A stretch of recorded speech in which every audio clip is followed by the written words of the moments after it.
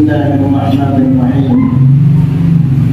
Alhamdulillahi Rabbil Alamin. Wa sallallahu wa sallama ala sayyidil anbiya'i wal mursalin habibina shafi'ina wa maulana Muhammadin an-nabiyil amin wa ala alihi al-tahirin al-mutahharin wa ashabihi al-tayyibin al-muhtadin wat-tabi'ina lahum bi ihsanin ila yaumiddin.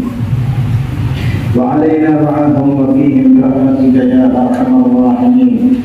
اللهم صل وسلم على سيدنا محمد نورك الساري ومددك الجاري واجمعنا به في كل اقوالنا وعلى اله وصحبه يا نور. اما بعد، نويت التعلم والتعليم والتذكر والتذكير والنفع والانتفاع والافاده والاستفاده والحث على التمسك بكتاب الله وسنة رسوله والدعاء إلى الهدى والدلالة على الخير ابتغاء وجه الله ومرضاته وقربه وثوابه سبحانه وتعالى. قال الشيخ المصنف رحمه الله تعالى ونفعنا به وبعلومه وأسراره في الدارين آمين. رضي الله عنكم. واعلم أن أصل المحبة المعرفة وثمرتها المشاهدة وأدنى درجاتها أن يكون حب الله تعالى هو الغالب على قلبك. واعلم dan ketahuilah anna aslal mahabbah, bahwasanya asal usul cinta itu adalah al-ma'rifatu, mengenal, wa thamarataha, dan sesungguhnya buahnya hasil daripada mahabbah adalah al-musyahadatu, menyaksikan. Artinya asal usul mahabbah itu muncul di hati adalah setelah ma'rifah, setelah mengenali yang dicintai. Kita tidak akan bisa mencintai seseorang yang tidak kita kenali. Berarti agar cinta itu muncul di dalam hati, kita harus mengenali orang itu terlebih dahulu. Kalau kita kenal kepada orang itu, ternyata dia adalah orang yang baik, orang yang sopan, orang yang soleh, maka rasa cinta kepadanya itu akan timbul dengan sendirinya. Karena apa? Sudah mengenal. Kalau seandainya ada seseorang yang tidak kita kenali, mana mungkin kita bisa mencintainya? Sulit bagi seseorang mencintai orang yang tidak dikenalinya. Begitu juga dengan Nabi kita Muhammad sallallahu alaihi wasallam. Tidak mungkin seseorang bisa mencintai beliau jika dia tidak mengenali sendiri. Mengenali dari sirah sejarah hidup Nabi sallallahu alaihi wasallam, mengenali bagaimana akhlak budi pekertinya yang mulia, mengenali bagaimana sifat ramah tamahnya, sopan santunnya, mengenali bagaimana kedermawanannya, mengenali bagaimana perhatiannya terhadap umat ini. Maka setelah kita mengenali Nabi kita Muhammad sallallahu alaihi wasallam, dengan sendirinya hati itu akan mencintai beliau. Begitu juga dengan Allah Subhanahu wa taala. Tidak mungkin kita bisa mencintai Allah sementara kita tidak ma'rifatullah, tidak mengenali Allah. Kemarin Al-Habib Abdullah bin Alawi Al-Haddad mengajarkan kepada kita ilmu ma'rifat untuk bisa mengenal Tuhan kita. Beliau menyebutkan sebahagian di antaranya saja, yaitu cinta kepada seseorang karena apa? Karena kata beliau, pertama, ada kalanya kita menyaksikan kesempurnaan kepada seseorang itu. Yang kedua, ada kalanya karena kita mendapatkan pemberian dari seseorang itu. Nah, jika kita berbicara tentang kesempurnaan, maka Allah lah yang maha paling sempurna. Jika kita berbicara tentang pemberian, maka Allah lah yang pada hakikatnya memberikan segalanya kepada kita, sehingga Allah lah yang lebih berhak untuk dicintai. Ini bahagian daripada pintu untuk kita bisa ma'rifat kepada Allah. Kita cinta kesempurnaan, karena orang itu kita anggap sempurna lalu kita mencintainya. Maka kesempurnaan yang kita lihat dari orang tersebut itu datangnya dari Allah. Yang menciptakan kesempurnaan itulah jauh lebih berhak untuk dicintai daripada yang kita lihat dengan mata kita. Jika kita pernah menerima pemberian dari orang lain karena ia dermawan, maka kita senang dengan orang itu. Maka ketahuilah, sebenarnya yang memberikan pemberian itu kepada kita adalah Allah Subhanahu wa Ta'ala. Siapa yang menggerakkan hatinya sehingga condong dan cenderung untuk memberikan pemberian itu kepada kita kalau bukan Allah Subhanahu wa Ta'ala? Maka Allah yang lebih berhak dicintai daripada dia. Nah, ini adalah cara bagi seorang hamba untuk bisa mengenal Tuhannya. Dan juga selama ini kita banyak melakukan dosa-dosa dan kesalahan, tetapi sampai sekarang dosa-dosa dan kesalahan itu ditutupi olehnya. Banyak keaiban-keaiban yang ada pada diri kita, tetapi itu semua sampai detik ini ditutupi oleh Allah sehingga tidak ada yang tahu. Setelah kita mengenali akan keindahannya, akan perhatiannya kepada kita, kendati pun kita ini banyak dosa, maka akan muncul rasa cinta kepada Allah Subhanahu wa Ta'ala. Karena kita mengenali segala kesempurnaan itu adalah miliknya. Karena kita mengenali segala pemberian yang datang kepada kita pada hakikatnya itu bersumber darinya. Setelah kita mengetahui bagaimana perhatiannya kepada kita, kendati pun kita banyak melakukan dosa-dosa dan kesalahan, tetapi ia masih saja menutupinya sehingga tidak diketahui oleh orang lain. Ini juga adalah ma'rifat, mengenalnya dari sisi kesempurnaannya, mengenalnya dari sisi pemberian dan kedermawanannya, mengenalnya dari sisi perhatiannya kepada kita walaupun kita berbuat dosa. Maka dengan sendirinya hati akan cinta kepada Allah Subhanahu wa Ta'ala. Wa tabaraka, dan hasil daripada cinta itu ada buahnya. Kalau orang sudah cinta kepada yang dicintai, al-musyahadatu adalah menyaksikan yang dicintai. Kita cinta kepada Rasulullah Sallallahu Alaihi Wasallam karena sifatnya yang mulia. Akhirnya kita akan terus memikirkan beliau sampai terbawa mimpi. Keseringan mimpi, akhirnya nanti kita akan menyaksikan langsung secara yaqadatan akan wajah Nabi Muhammad Sallallahu Alaihi Wasallam.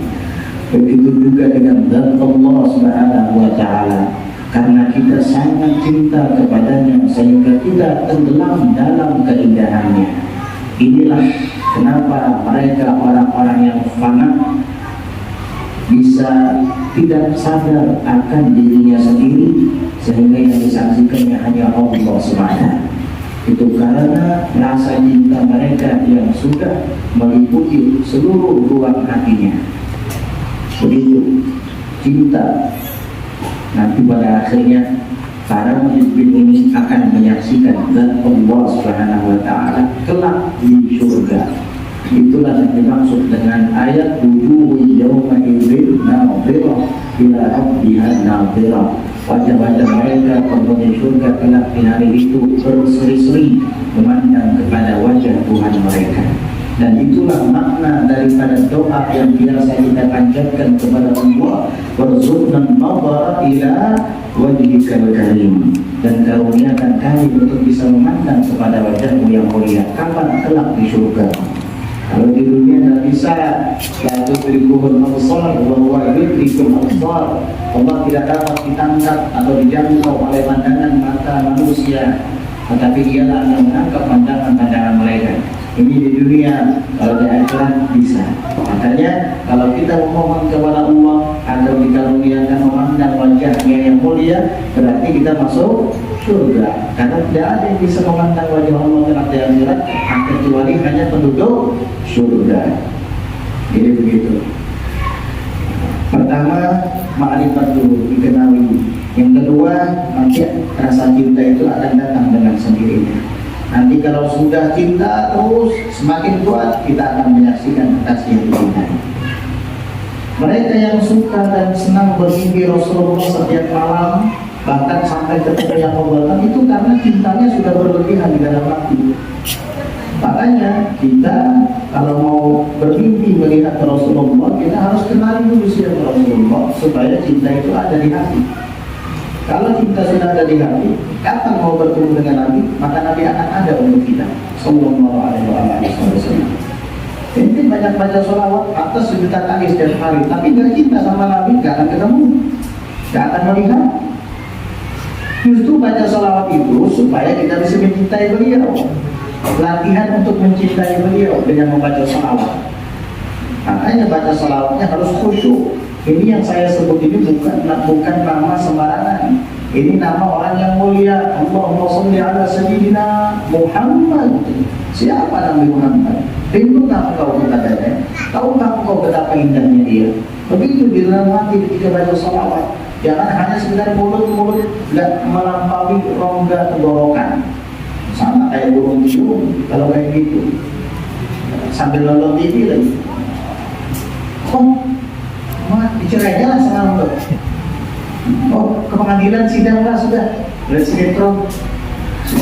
Sambil baca sholawat. Nah, ya, kamu dapat fadilah tidak membaca sholawat, tapi mahabbah belum ada di hati. Justru mahabbah itu yang kita cari di balik pembacaan sholawat. Sehingga apabila mahabbah itu ada, kita akan menyaksikan Nabi Sallallahu Alaihi Wasallam. Sebentar kali baca sholawat, kalau tidak ada mahabbahnya di hati, jangan kita mau. Wakamarataha al-musyahadah, karena hasil cinta, buah cinta adalah al-musyahadah, menyaksikan yang dicintai. Itulah sebab kenapa saya baca sholawat sekian banyak, tapi belum kunjung juga mimpi ketemu Nabi. Karena kalau baca sholawatnya hanya di bibir, tidak melampaui tenggorokan, apalagi menembus hati. Naudzubillah.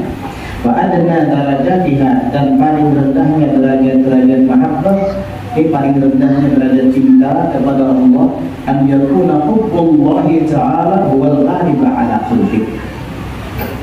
Hendaknya cinta kepada Allah Ta'ala itu ialah yang paling kuat bergejolak di atas hatimu. Yang paling kuat di hatimu adalah cinta kepada Allah. Walaupun masih ada terbagi dengan cinta kepada yang lain, tetapi yang paling kuat dan utama di dalam hatimu adalah cinta kepada Allah. Nah, bagaimana cara mengukurnya? Maka Al-Imam Abdullah bin Alawi Al-Haddad menerangkan kepada kita, wa bihaqqus sidqi bidzalika, dan ukuran kebenaran cintamu pada yang demikian itu, alla tujiba ahabbal khalqi ilaika idza da'aka ila ma yakunu sakhatullahi fi fi'lihi kal ma'asi. Ukuran kesungguhan cintamu kepada Allah itu adalah engkau tidak memenuhi ajakan orang yang paling engkau cintai di antara makhluk ini kepadamu. Idza da'aka, apabila ia mengajakmu ila ma yakunu sakhatullahi bi fi'lihi, kepada sesuatu yang ada murka Allah di dalam mengerjakannya. Kal ma'asi, seperti maksiat-maksiat dan dosa. Au fi tarkihi, atau di dalam meninggalkannya ada murka Allah. Ketaati, seperti ketaatan. Nah, dari sini kita dapat mengukur mana yang lebih besar rasa cinta kita, kepada Allah kah atau kepada makhluk. Lihat, di saat misalnya kita tidak ingin melakukan dosa, maksiat, tiba-tiba istri kita, anak kesayangan kita mengajak kita pergi ke sana. Ada karaokean misalnya, kami benar buat teman-teman kita tulakan dia di wadah si Anur itu ada karaokean, anak sidin perkawinan, maka artisnya mulai Jakarta, Ayo abahnya kita pulangkan. Anak kita bawaan juga. Disitulah dia teringat. Kalau saya menghadiri acara itu berarti saya mengkhianati cinta saya kepada Allah. Tapi jika saya tidak menghadirinya, anak istri saya nanti akan marah kepada saya. Padahal saya cinta kepada anak istri saya. Nah, di sini adalah tolak ukurnya. Jika ternyata kamu menggagalkan keinginan mereka untuk tidak berhadir ke acara-acara yang haram tersebut, maka berarti engkau telah memilih Allah daripada makhluk. Artinya cintamu kepada Allah lebih daripada cintamu kepada makhluk. Ini paling rendahnya derajat mahabbah kepada Allah. Nah, umumnya kita lebih baik duduk aja di rumah sambil membaca sejarah Rasulullah. Ini ada buku Sirah Nabi Abah Mukar bahasa Indonesia. Yuk kita dengarkan daripada mendengarkan orang-orang Marokkan. Tahu nak? Makanya baik kita mengambil waktu di rumah asyik lagi kanyang parok daripada ke sana. Iya, rugi, nggak ada untung, nggak ada faedahnya. Nah, ini adalah dia mengutamakan cintanya kepada Allah daripada kepada makhluk. Walaupun makhluk itu adalah juga dicintai olehnya. Tapi jika sebaliknya lebih baik mengikuti kehendak istri dan anaknya dalam perihal kemaksiatan tadi, aja kita yuk kita lakukan. Lalu kerja nyaman aja karena istighfar. Na'udzubillah, berarti kamu ternyata lebih mencintai makhluk daripada Tuhanmu sendiri. Engkau mengkhianati cintamu kepada Tuhanmu. Na'udzubillah. Atau sebaliknya meninggalkan ketaatan demi hanya memenuhi ajakan makhluk yang dicintainya, sementara Allah ditinggalkan. Sudah lumpuh, sudah ampar saja, sudah hampir takbir, HP-nya berbunyi. HP-nya dia lihat, ya Allah ini bos yang manggil. Dan halo bos, ada apa? Setengah jam dia ngobrol sama bosnya, Tuhan yang ditinggalkan. Alhamdulillah. Nah, bos itu makhluk. Iya. Kenapa kamu takut dipecat sama dia? Sampai-sampai kamu tinggalkan sajadahmu. Detik-detik kamu mengangkat takbiratul ihram, kamu tinggalkan sholatmu, padahal sebentar lagi kamu akan menghadapi Tuhanmu. Demi hanya untuk memenuhi panggilan makhluk, kamu tinggalkan panggilan Tuhan. Berarti itu adalah pertanda bahwa kamu lebih cinta kepada makhluk daripada kepada Tuhan. Itu masih penting. Kadang ada yang membatalkan sholatnya demi HP-nya. Na'udzubillah, haram. Salat fardu dibatalkan tanpa alasan yang dibenarkan, haram, nggak boleh. Ingat itu. Kalau kita sudah takbiratul ihram, salat zuhur atau asar, maghrib atau isya, subuh, tidak boleh lagi dibatalkan. Tidak, sudah takbir tanpa ada alasan yang dibenarkan oleh syariat. Maksud alasan yang dibenarkan oleh syariat, jika pakaian kita kejatuhan najis yang basah, najis basah kena baju, mau gak mau ya kita batalkan sholat. Masalahnya nggak bisa dibuang-buang, nempel di badan atau di pakaian yang tidak bisa dilepas, ya batalkan, nggak apa-apa, karena itu udur syar'i. Atau buang angin, kita sudah tidak bisa menahan, akhirnya kelepasan. Ya mau nggak mau, batalkan, itu udur syar'i, gunakan syariat. Ini nggak ada, cuma hanya diteriakin sama istrinya saja, takut dia. Oh abahnya sebanyak. Oh nah, udah hari lalu. Oh abahnya boleh jatuh dari saking takutnya dibatalkan. Enggak ada apa. Itulah, angkat banyak berat sudah. Ini laki-laki bahlul ini, budak istri. Nabi sangat marah dengan laki-laki seperti ini. Ta'isa abdu zawjah, kata Nabi. Sial budak istri, untuk benar loh ini. Ini menjadi kepala rumah tangga. Inilah tipe laki-laki yang sialan. Siapa yang bilang? Nabi Muhammad SAW. Dia begini, jangan dijadikan segala dia. Jualan tunduk lawan dia, salah itu. Kamu laki tunduk lawan bini, tidak ada kebaikan pada laki itu. Tidak ada kebaikan sama sekali. Lalu lelaki sialan pada laki itu. Kalau laki sudah tunduk sama bini, maksudnya dalam kebaikan apa dalam kejahatan? Kalau dalam kebaikan tidak apa. Wah banyak, sudah banyak kalau sudah judi haram, mau mati itu bagus.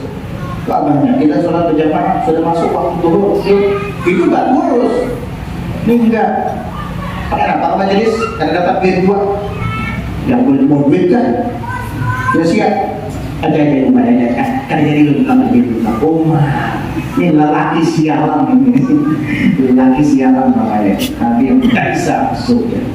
Sudah sembahyang dijawab ininya, oh banyak, Umar menjawab lalu udah, benda sehari ini apa dapat tuh, akad danau bulan sudah jadi kalangannya sudah dapat 2 rakaat, tinggal 2 rakaat lagi salam itu dibatalkan gara-gara bini yang tidak buruk.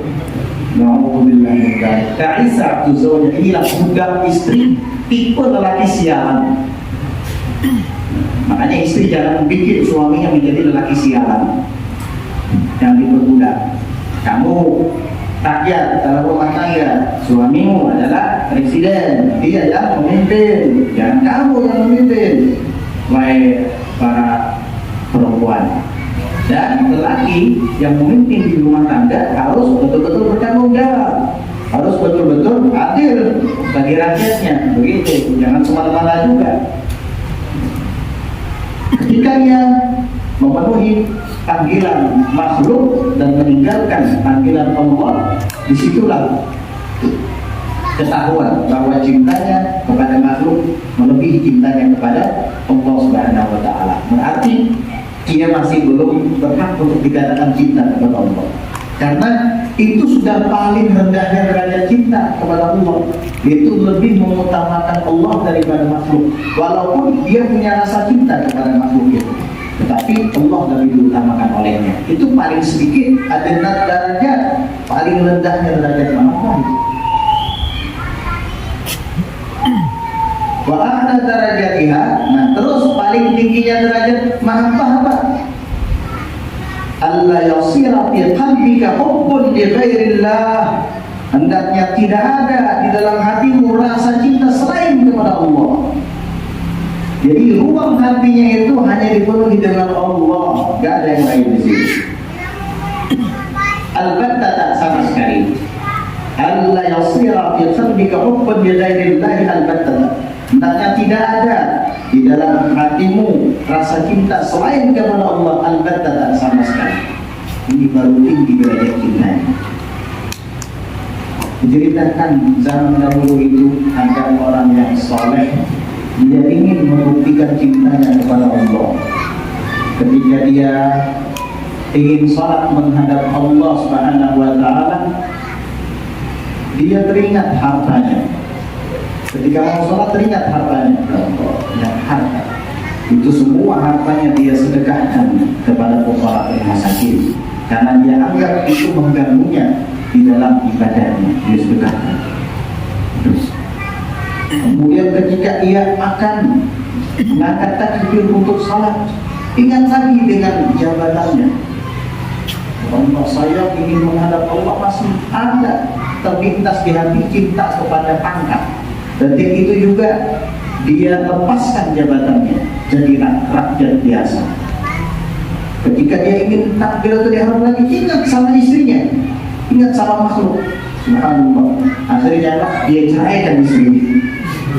Subhanallah. Akhirnya hanya dia sendirian dengan Tuhan Allah. Lalu kemudian dia mentakbir Allahu Akbar, baru tenang hatinya. Inilah adalah derajat kehul, paling tingginya derajat mahabbah.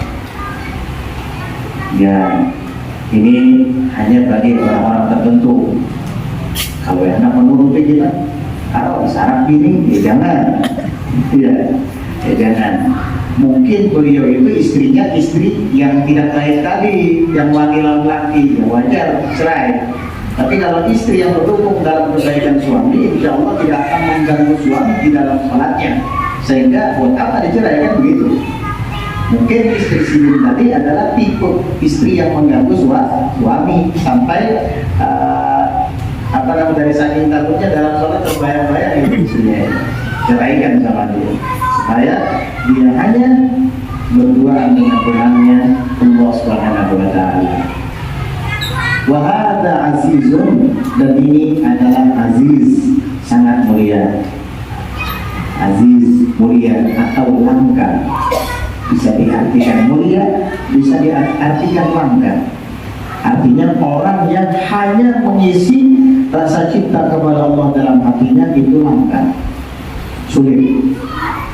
Nah, tadi sampai menyedekahkan hartanya semua, sampai memerdekakan budaknya semua, sampai menggugurkan jabatannya, meninggalkannya, sampai bininya dicerai demi hanya untuk merasakan cintanya kepada Tuhan.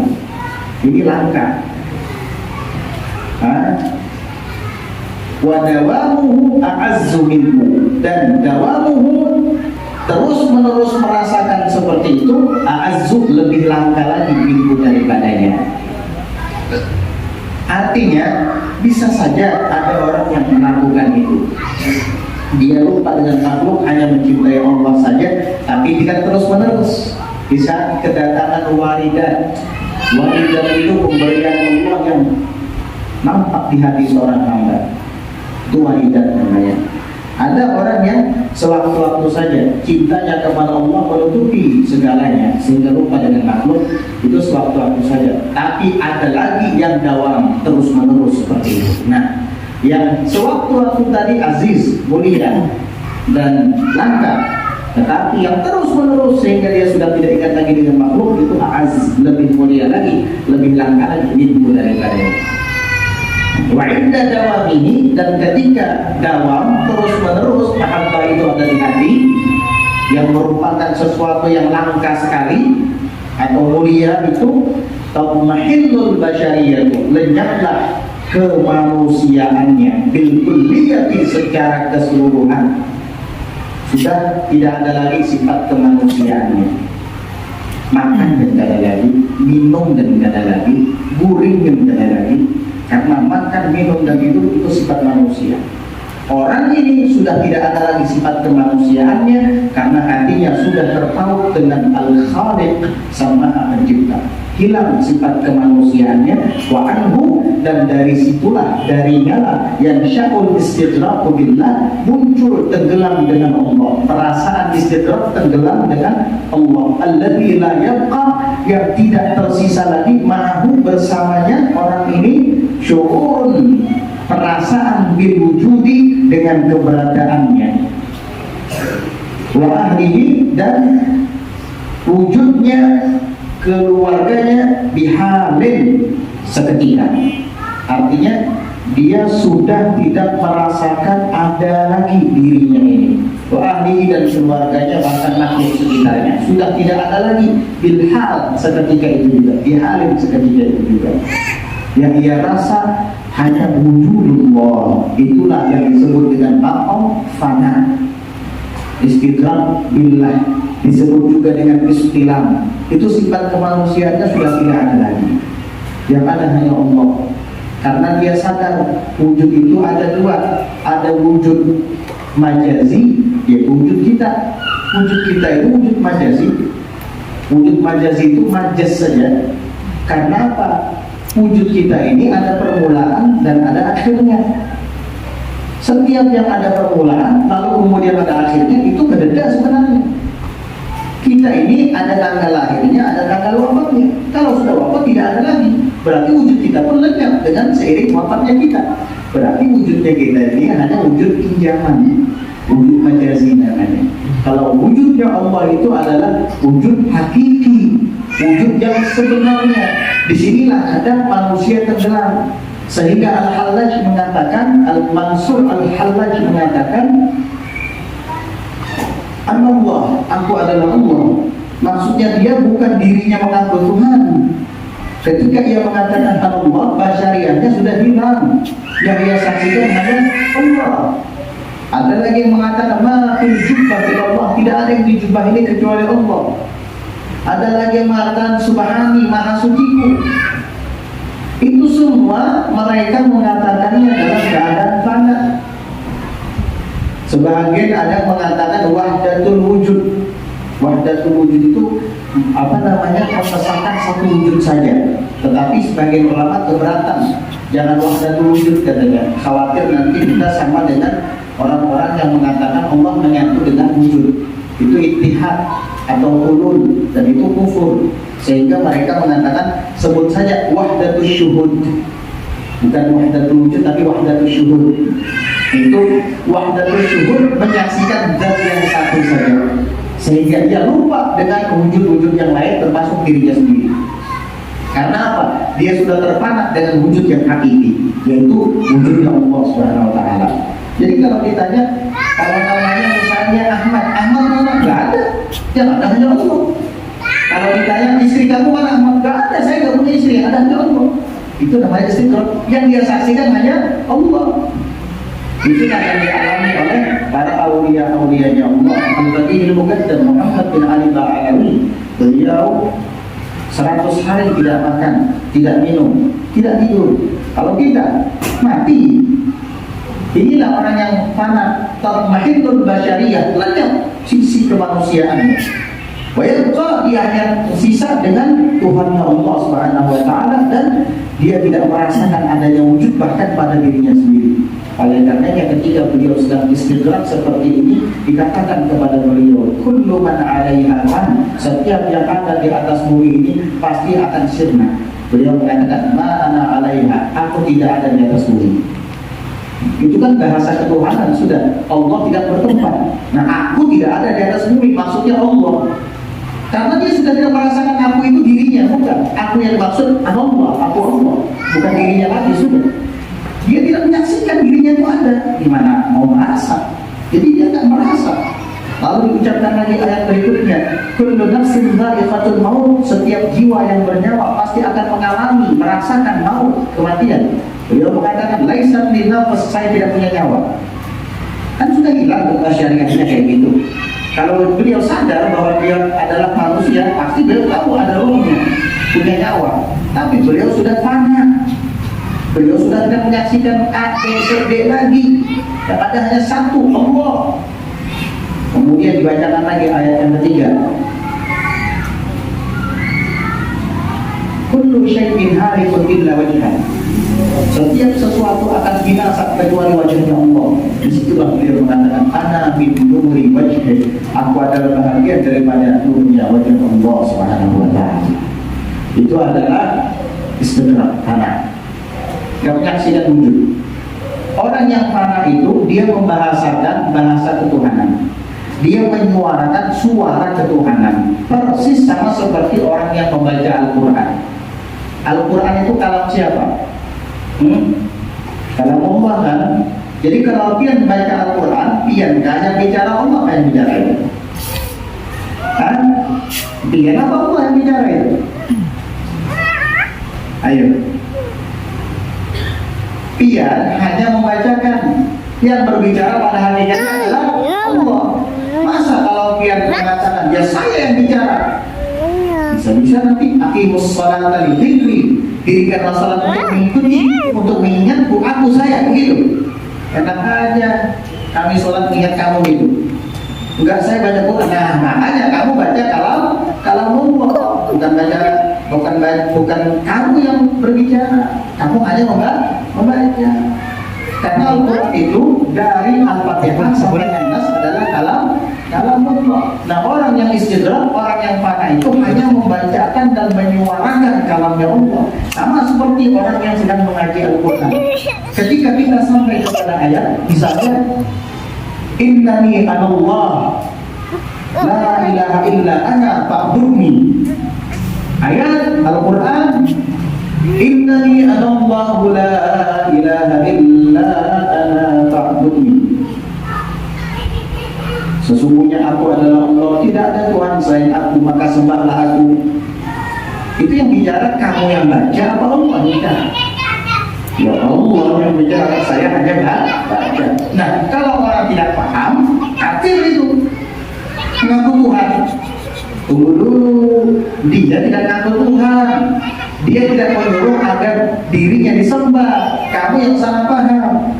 Tetapi di situ ia sedang menceritakan tentang firman Allah, tentang kalam Allah Subhanahu wa taala. Paham? Nah, sama halnya dengan orang yang fana, yang istidrak.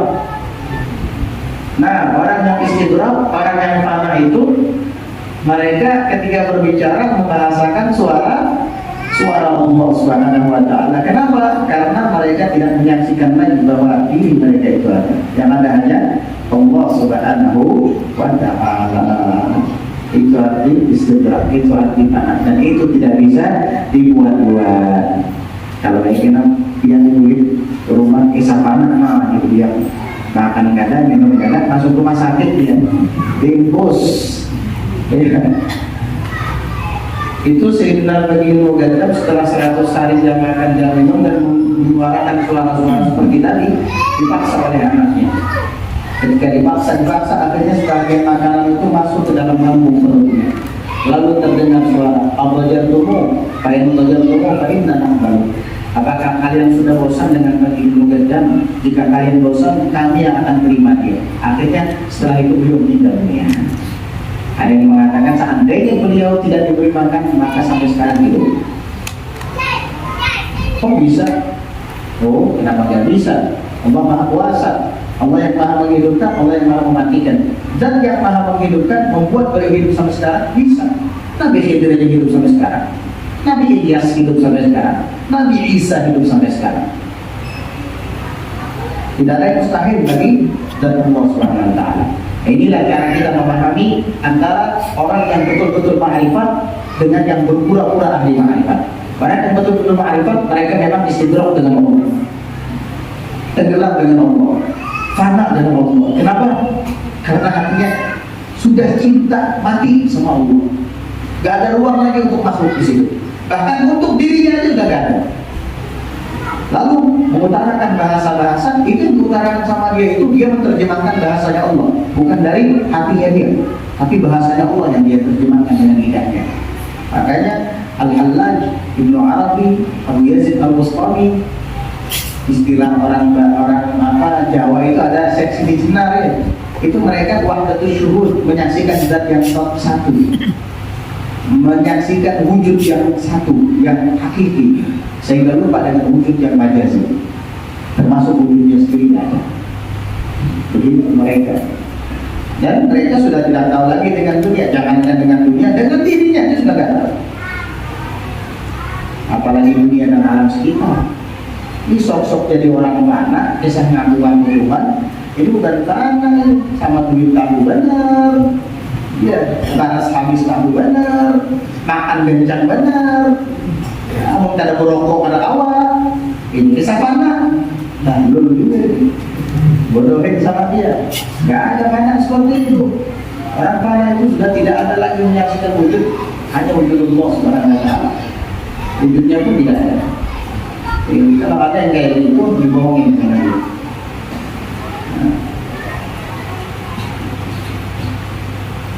Wa'lam anna mahabbata Rasulillah sallallahu alaihi wasallam wasa'ira wasa'iri anbiya'illahi wa malaikatihi wa ibadis salihin wa ma'inu ala ta'atihi kullu dhalika min mahabbatihi ta'ala.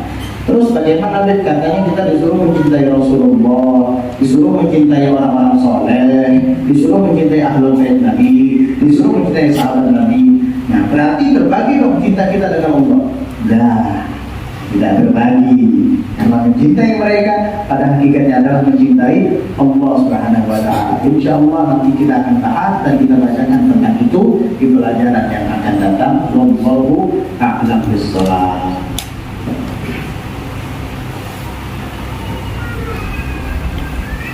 Ada pertanyaan, bolehkah sholat sunnah tapi masih ada kodoan? Tergantung kodoannya. Kalau kodoannya itu yang wajib fauriyah seketika, seperti ia meninggalkan sholat tanpa wudu, maka tidak boleh dia sholat sunnah. Dia wajib menghabiskan waktunya untuk mengkodok sholat-sholatnya yang dia tinggalkan dalam keadaan lalai.